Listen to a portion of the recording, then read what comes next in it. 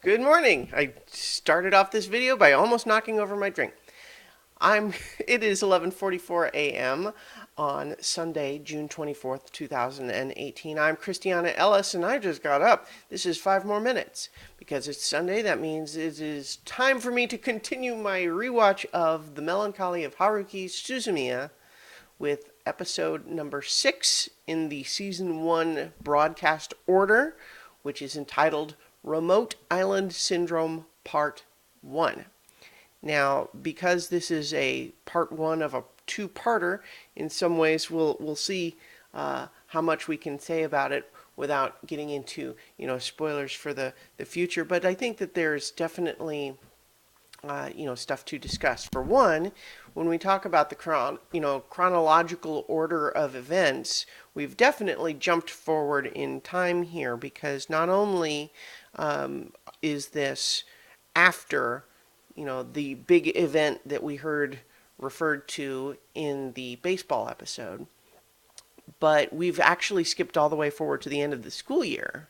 So we know that at this point, Kyon and the SOS Brigade will have been, a combined team for some time, and we also have established that Kyon kind of knows all about what's going on at this point, but that Haruhi is continuing to bring the SOS Brigade around on all sorts of adventures. So at the end of the school year, we learn that the SOS Brigade is going on a retreat to visit a mansion on a tiny little privately owned desert island, just to stay for vacation. And this desert island, this whole trip was arranged by Koizumi. So for one, let's talk about how this is the beach episode, which is totally a thing. It is a trope pretty much of just about any anime you could think of, and plenty of non-anime stories as well. But just this idea of mixing things up by taking the cast and putting them in a different setting, and generally speaking, one where we get to see them out of their standard outfits and in beachwear, right? So to some extent, a beach episode is always a kind of fan servicey thing, and often it's just filler. Now, whether you would call this episode filler or not, I mean, to the extent that it doesn't belong as that we get in a couple of other episodes, it's filler in that regard. But I think it's a great episode in terms of filling out, more of, having these characters interact in a different location, a different setting, and again, continuing to explore exactly what's going on with Haruhi and her own character development. Now, because it's part 1, the little micro story that Remote Island Syndrome is telling is interrupted, right? We don't get the end of it.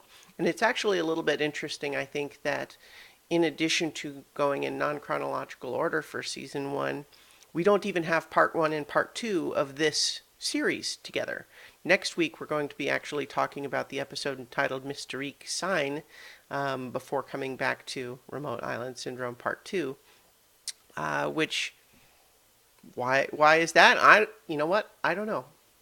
But as I've said before, I think that my theory is that the reasoning behind and the non-chronological order storytelling is a pacing decision, and what it also does is it takes the episodes and puts them in an order where we are sort of gradually building an arc of Haruhi's behavior, and I think that makes it pretty interesting. So let's talk more about this. For one, we do have a little bit of a weird opening where Koizumi and Kyon are watching this woman standing in a beautiful white dress on at the railing of a ferry, and she is reading a letter, then tearing it into pieces, and then looking at some photos, tearing it into pieces. And it's just kind of this very evocative image, but at the same time, like, who is this character? I mean, we don't really ever revisit her. It's clearly just sort of a like a backdrop that's intended to be kind of evocative. And to some extent, I mean, that's a lot of what this little story is starting to do, because we learn that this vacation is taking place. Koizumi and his organization have arranged it because the concern is don't want Haruhi to get bored, right? And so let's keep mixing it up to keep her from getting bored and causing something else to happen. But as soon as this idea is presented, the idea of a deserted island starts Haruhi thinking in terms of the closed circle, which is a term that I've honestly only ever really heard it called that in this anime context. But certainly I think everyone is familiar with the idea from any sort of a mystery setting where you have a defined group of characters, a small group of people, and a murder takes place. Nobody can leave, and you know that someone there did the murder, right? And you got to find out who. And there's dozens and dozens of examples of mysteries like that. And in particular, it's even called out by Koizumi and Kyon in their discussion that any series that is about a super sleuth type character will tend to have those things happen over and over again. And so what their discussion is all in service of is the fact that because Haruhi starts thinking of this vacation as being like that, including, even before they've even left, giving herself the armband that says that her role on this vacation will be super sleuth, has got them thinking, if she, what happens to super sleuths in the stories is that they go, wherever they go, these mysterious situations happen. And almost like they follow them around or draw these weird situations to them. And so given Haruhi's abilities, their concern naturally is it possible she will take this vacation and make it into one of those closed circle type setups? And as we conclude this episode, it seems clear maybe that's exactly what has just happened. So in the meantime, we get a little bit more time with Kyon's little sister, who comes along. She's definitely not given any kind of a name other than little sister. They kind of lampshade that by Haruhi calling her little sister as though that is her name, just because we could imagine Haruhi doing that, but we don't really ever have anyone else call her anything else. And she's super cute, like Kim's little sister is cute wherever she shows up, and it's kind of fun watching her be best friends with Mikuru. And so in this episode, we spend actually a fair amount of time, we have this sort of underlying tension of the idea that what if we might end up having something strange happen just because Haruhi wants it to. But in the meantime, we have a lot of activity of the brigade just kind of having fun doing various stuff, playing card games on the ferry. We get a little bit of this thing where Mikuru is taking pictures of Kyon while he's asleep, and he's starting to be touched, like, oh, is she interested? And then we learn that it's actually Haruhi who told her to do that, and that the reason for the pictures is to have Kyon serve as an example to future generations of how you shouldn't be asleep when the director of the brigade is blah, blah, blah, all that sort of thing. But we do get to see, they show up at the island, and we have Haruhi immediately questioning all of the employees. We've got the butler and the maid, and then the brothers, where there's the older brother is the owner of the island and the house, and then his younger brother is there. These are the other characters involved other than the SOS Brigade, and Haruhi's just questioning all of them about, like, are there any rumors or ghost stories or strange events or occurrences surrounding this island? Was the architect like a mad genius? And, basically nobody is giving her anything as far as that goes. and she seems like she's maybe a little bit frustrated with that, but also doing okay. And so we get lots of beach activity where they're all in their swimwear, and that's obviously the fan service element. I find most amusing, honestly, the we have Yuki continuing to read in every context, including while water skiing, holding the handle with one hand and reading a book with the other hand while water skiing. Now, I mean, given Yuki's nature, we could imagine that's possible, but it's still funny that she would do that. We could imagine everyone kind of cajoling her into participating with the water skiing and her cooperating only on the basis that she can continue to read.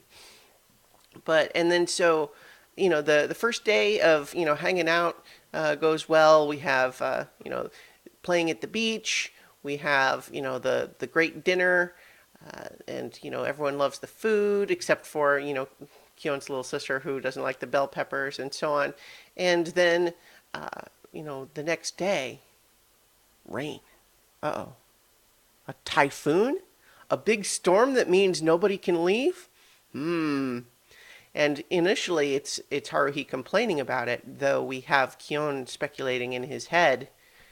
There was no news about a typhoon yesterday. Did Haruhi make that happen because it's more evocative of this whole idea, this closed circle idea? And so we get a little bit more time with the cast having fun, playing the various games in the game room, and we still have both of the brothers involved at this point. But then we sort of finish that with the owner of the house saying he's got some important business to go check into, and he's a little bit mysterious about it. And then sure enough, soon what we have is the characters all talking amongst themselves, and then the butler comes up to tell them the younger brother, the owner's younger brother, is missing, not in the house, despite the storm. And we can't get a hold of the owner of the house. He was supposed to be in his room, but when we called his room, he didn't answer. And so they go up, they have to break down the door, and then they find him there, apparently dead on the floor, knife in his chest, and oh no! And that's, of course, the cliffhanger of the episode. And so that's basically what happens in this episode. But naturally, what we're dealing with in terms of the broader story is this idea of, did Haruhi make this happen through her desire to be the super sleuth in a closed circle mystery? And the kind of ominous considerations in that, the mindset that has to put Kion in here is there somebody dead because Haruhi wanted to solve a murder? That's kind of dark, right? It's one thing for her to be kind of, picking on people, or, bossing Mikuru around, or just acting weird generally. But the idea, would she have wished for there to be a murder just so she could solve it? Well, we'll have to find out, because this is, obviously, like, I know I've watched the series before, but, I've been trying to approach each episode in terms of, like, what do we know up to this point, right? And what we know at this point is that it's a little difficult to talk about Haruhi's responsibility in that regard, because, as we've established, she doesn't know she's doing it, whatever she does, right? She's not aware of her role in what's happening. But just the same, the subconscious aspect of it. Would she be someone who would subconsciously even wish for there to be a murder, a real murder where someone they know dies, just so she can be a super sleuth? I don't know. So I think in this, this episode, we don't have as much to say because it's all set up, right? It's all establishing the scene for resolving everything in part 2, which we're not even going to do next week, because next week we're going to be watching Mysterique Sign, which is more of a standalone episode. But that's basically what we've got for this week. There's not as much to talk about because it's all set up, but in the meantime, we will continue our rewatch next week with Mysterique Sign, and then after that is Remote Island Syndrome Part 2. So, in the meantime, I will talk to you tomorrow for 5 more minutes.